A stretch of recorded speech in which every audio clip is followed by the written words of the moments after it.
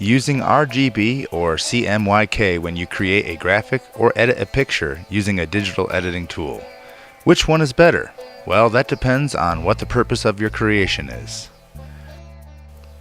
RGB is used to create images on screens and displays. CMYK is used in printing to paper or other media. But let's go a little bit deeper. If you are creating your work for digital media, RGB is an additive color mode. It is called additive because the background of the screen is black.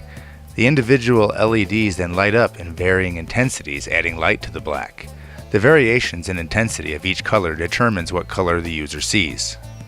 On the other hand, if you are working in print media, CMYK is subtractive because the paper where it's printed on is white, and the ink subtracts from the brightness of the white paper. So be sure to use RGB when creating your graphics for use on the web, video, or other digital media. You don't want your colors to come across all wrong.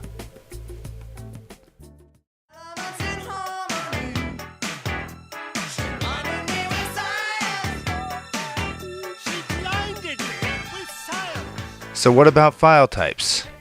What kind of files should you use to export or save your work to? We hear the terms JPEG, GIF, and PNG used frequently when trying to answer these questions.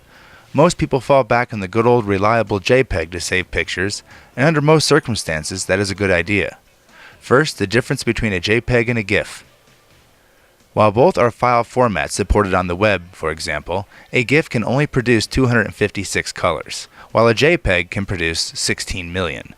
Since photographs have a wide array of colors, JPEG should be used for that file type.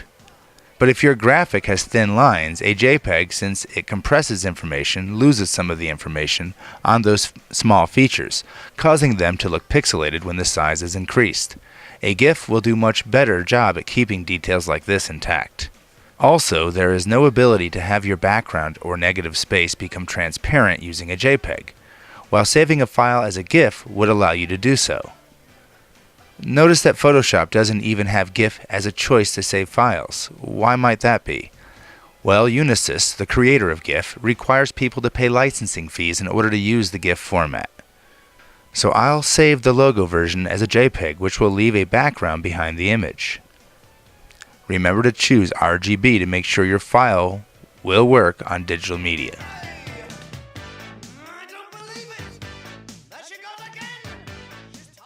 What if I don't want to have a background behind my logo? What options do I have left to find some transparency?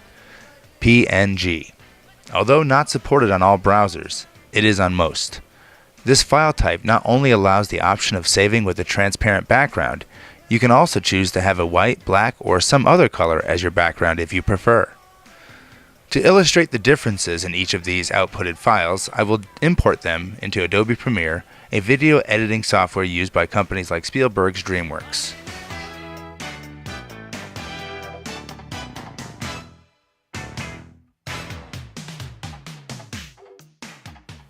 Let me get these into the timeline.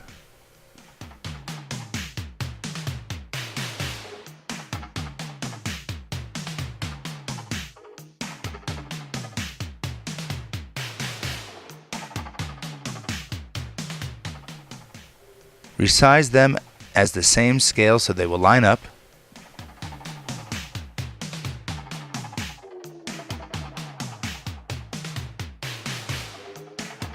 So notice the difference. One has a background of white and the PNG file does not. Although I notice my bride image is missing color from her dress. Since I want that white, I will have to go back over to Adobe Illustrator to fix that in the original file.